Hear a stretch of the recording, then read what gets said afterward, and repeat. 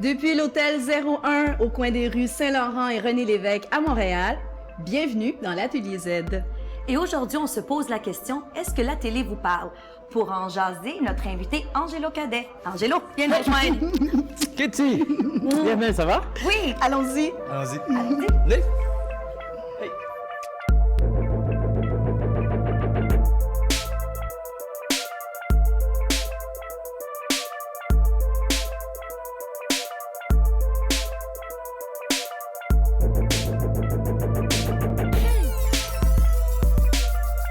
Bienvenue dans l'Atelier Z.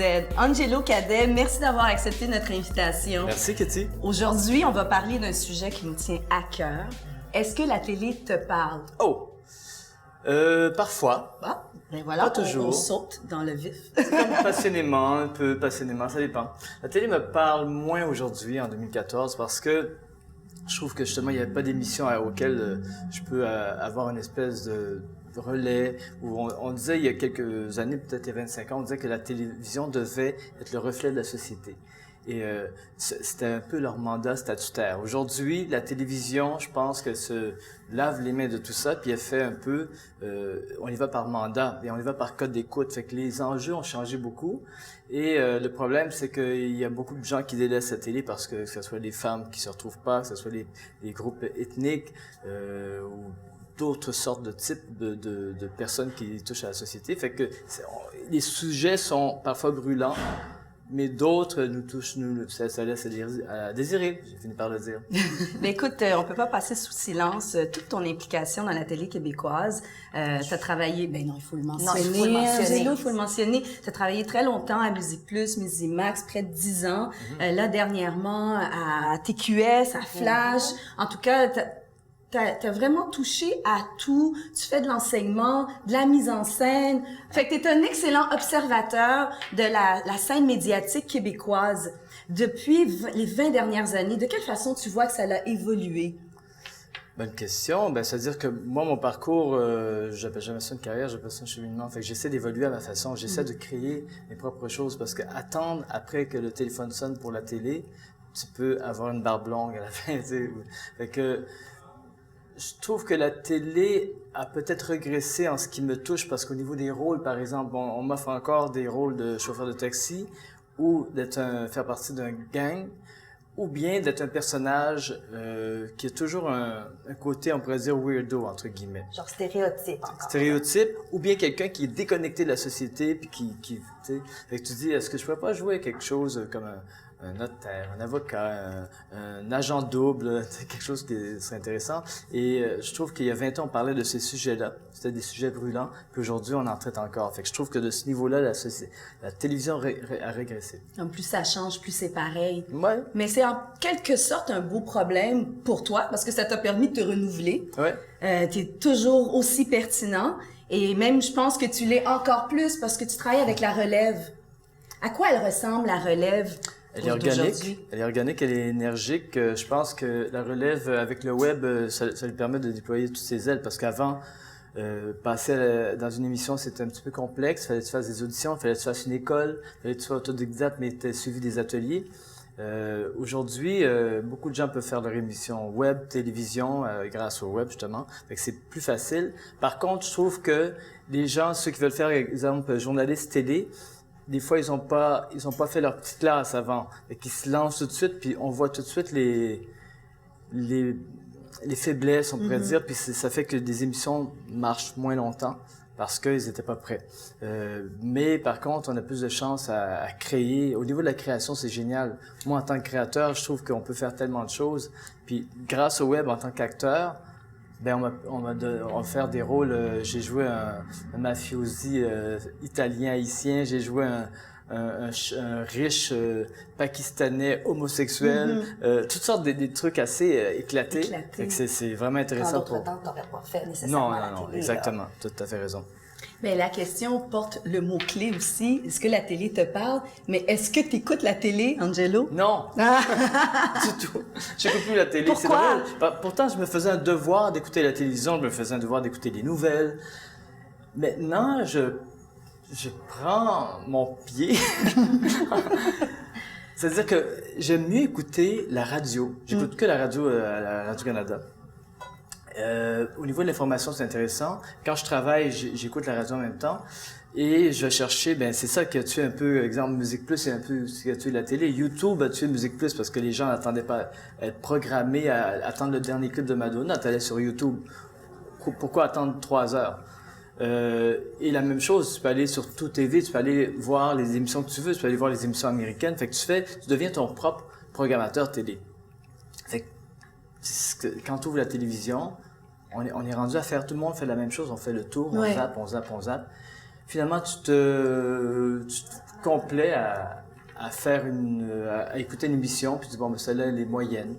Quand tu as vu tous les 19-2 puis les 8-9, tu vas voir d'autres choses. Mais ça mène pas à une autre situation, parce que moi, écouter la télé, oui, des fois on tourne en rond, mais ça me permet de découvrir des nouveaux programmes. Tandis que sur le web, il faut savoir ce qu'on cherche.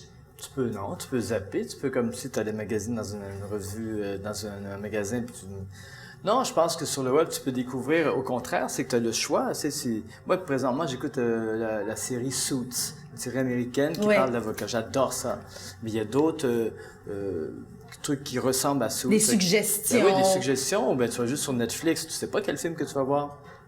Mais tu vas dans les comédies puis là, romantiques. Puis là, une sélection, puis tu choisis. C'est ça, des films d'action, tout ça. Documentaire, par exemple, j'aime beaucoup regarder ça. Tu as plusieurs choix. Fait que c'est un peu... Sauf que, chose que tu n'as pas à la télévision. Tu es obligé de zapper, mais selon la programmation déjà établie. Alors, puisque la télé ne te parle pas nécessairement, la télé québécoise, quel langage elle devrait parler pour qu'elle te parle plus? Le langage universel, c'est très cliché de dire ça, mais c'est vrai. C'est vrai que la télévision devrait simplement refléter ce qu'on vit aujourd'hui, pas juste les problèmes, c'est pas juste, mais c'est surtout les associations, les communions entre les personnes, et on voit pas ça. Ça devient un sujet électoral, ça devient un sujet annuel, parce que là, c'est le mois de l'histoire des Noirs ou le power amérindien. On va aller chercher tel chef, on va aller chercher telle personne, et là, on va les amener. Vous voyez qu'on parle de vous. C'est pas vrai. Ça devrait juste être naturel. Pourquoi qu'à Toronto, juste à côté, la diversité au niveau de la télévision, elle est déjà présente. La télévision est empreinte. Aux États-Unis, en France. Tout à fait. J'étais en France dernièrement, puis c'est que ça que tu vois. Alors, comment ça se fait? Puis, je pense qu'il y a une différence. Vivre au Québec, c'est génial. C'est peut-être une des plus belles provinces du monde. Et Montréal, c'est encore une des plus belles villes du monde. Et se côtoyer, se frotter comme ça à l'autre, c'est facile.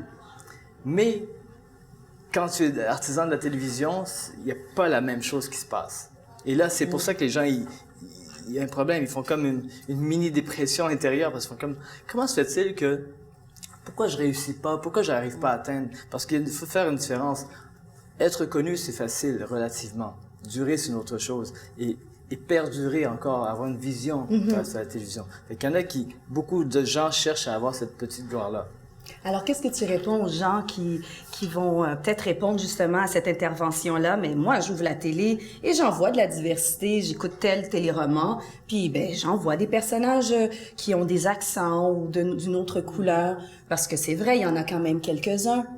Mais l'accent, c'est beau. Ici, juste au Québec, les divers accents régionalistes, que ce soit à Gaspésie, Alma ou tout ça, Trois-Rivières, Sherbrooke, tout ça, déjà, on devrait voir ces accents-là. On les voit pas. Puis c'est pas juste une question d'accent, c'est une question d'arrêter de penser que les gens qui sont en région ne sont pas prêts pour ça. Ça fait 30 ans qu'on dit la même chose. Et moi, quand je vais en région, il n'y a aucun problème. Et tous les gens qui vont en région, il n'y a aucun problème. Fait que moi, j'ai vécu à Alma 5 ans. Je peux vous dire... Tu sais de quoi tu parles. Je sais de quoi. Je sais de quoi je parle. Mais en faisant tes propres concepts TV, penses-tu que ça va être un tremplin justement pour briser ce genre de stéréotypes? Parce que tu vas aller avec des concepts qui te ressemblent un peu plus, qui Parce que tout le discours que tu nous transmets comme message, toi, tu vas pouvoir le transposer dans tes concepts télé. Ouais, encore faut-il atteindre le diffuseur. C'est comme tout le monde. Quand tu postules, tu cherches à avoir un poste de journaliste, il faut que tu aies le poste comme tout le monde a auditionné. Mais j'en fais quelques-uns. Maintenant, je commence à écrire pour des personnes. Encore faut-il qu'ils réussissent à atteindre le diffuseur, mais oui, j'espère que... C'est sûr que j'essaie de donner une voix à tout le monde. J'essaie de donner une voix aux femmes, j'essaie de donner une voix à tous les peuples du monde. J'ai déjà écrit des trucs juste en créole, j'ai déjà écrit toutes sortes de trucs. Et que c'est normal que... T'essaies de briser les stéréotypes. Ben, oui, puis en même temps, je pense qu'il est temps que notre génération vive dans notre époque. Oui. Tu sais, les bébés boomers, c'est le temps de se tasser un peu. C'est les bébés boomers. Tu sais, c'est correct, mais il faut que notre génération, un jour, on puisse apprécier l'architecture, tout ce qui est urbain, tout ce qui est quotidien. Mais pas par la couleur de la peau ou ton origine, mais vraiment pour la personne que t'es, voilà. Et non pour Mais la ce que diversité, tu représentes. c'est la diversité d'opinion, la diversité de créativité, d'expression, sur toutes ces formes. Hein? Exactement. Fait que je pense qu'il est temps, en 2014, tu sais, ça fait 30 ans qu'on attend, là. 30 ans qu'on attend de prendre notre place. On est prêt, là. Je pense, non, mais il est plus que prêt. Il faut qu'on nous laisse la voix. Mais tu es professeur au conservatoire La Salle, où tu as étudié toi aussi. Oui. Donc, lorsque toi, tu as étudié, et maintenant, la différence dans la salle de classe doit être... Ça ressemble à quoi? Quand toi, tu as commencé, étais-tu le seul? Oui, et puis maintenant, là, c'est rendu, j'imagine... C'est comment tu oui, fais là, ça? maintenant, il y a beaucoup de Québécois, mais il y a beaucoup de gens de toutes les origines, que ce soit Amérique du Sud, Haïti ou Asie. C'est ça qui est génial. C'est parce que le Québec grandit. Évolue.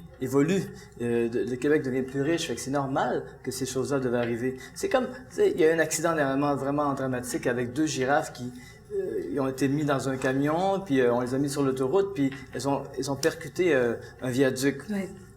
Mais c'est comme, tu te dis, mais comment ça se fait-il qu'on n'a pas pensé à réfléchir à ça? C'est la même chose. On est un peu sur cette voie-là. Comment on peut pas ne pas penser que le Québec devait pas évoluer? Tu sais, c'est normal qu'il y ait des gens de toutes les origines différentes qui viennent s'installer ici, mais deviennent des Québécois. Puis c'est ça notre beauté au Québec, c'est qu'on est multiculturel, c'est qu'on est diversifié, puis t'as tous les pays du monde ici, là. Je veux dire, il n'y a pas de raison pour que la télé ne Exactement. représente Fait pas. que je me dis, comment se fait-il qu'on ne laisse pas toute cette voie-là? Parce qu'il y a des gens qui ont beaucoup de talent, quand je pense en musique, en danse, de toutes sortes. En tout cas, c'est clair que cette question est pertinente. Il faut en parler et continuer d'en parler. Et tu restes avec nous, Angelo? Ah, bien sûr. Et vous restez avec nous? Parce qu'on revient tout de suite. Angelo, pas de suite. Là, il est trop tôt. Alors, on revient tout de suite après cette pause.